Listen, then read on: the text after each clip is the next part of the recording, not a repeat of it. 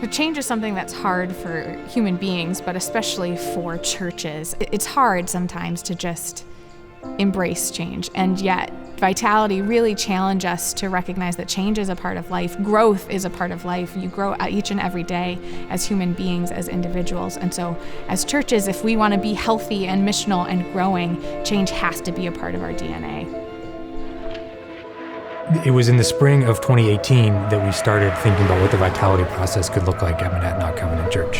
And we talked about what could this thing look like, what's the timeline, what are we trying to accomplish, all of those things. It was a really exciting conversation. We left feeling like we might have some hope for what this could do and the outcomes that could be really, really exciting and fruitful for ministry here in Keene. We put together a Vitality team and started work. We went through the Veritas evaluation, and we went and wrote a relational covenant, and that took us all the way through the fall of 2019. And then we had the Epic workshop that was scheduled for, believe it or not, mid-March of 2020. You can imagine what happened. Things kind of took a little bit of a turn, not just here in Keene, but across the world. And that obviously threw our whole process, all of the timelines, all of our plans out the window. And we were forced to deal with change just like we had been planning on, but also not really anything like we had been planning on.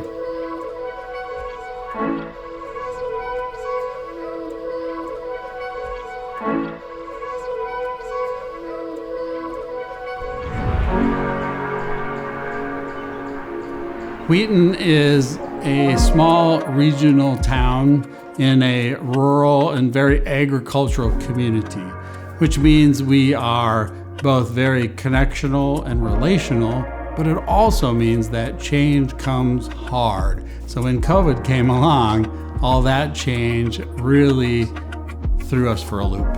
One of the primary challenges COVID presented was how to go online in less than a week. Now, admittedly, the first Sunday wasn't very great, but the key was we got better and better every week.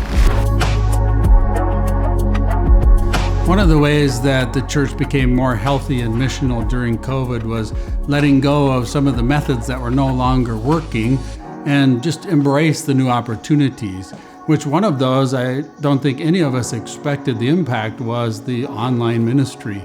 Through it, we were able to connect with people that we hadn't reached before beyond our own church, and we were able to minister and share and build the body of Christ with people no matter what church they belong to. So as we entered into pandemic life and ministry in March 2020, as a leadership team, we were really grateful to have already come so far in the Vitality process, because it really kept us on the same page, and it really allowed us to have this lens through which to look forward and to look to as we navigated unknown waters.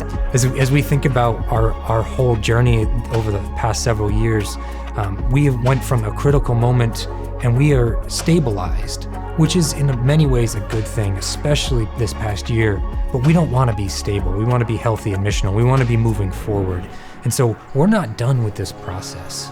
We want to not just be a place where we say, come to us. We want to go out into the community and say, this is who we are. This is who Jesus is.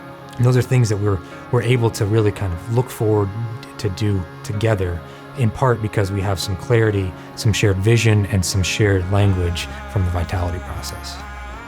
Healthy missional churches produce healthy missional leaders, and healthy missional leaders produce healthy missional followers. And then healthy missional followers share the love of Christ with their community, and that really is the mission we're called to.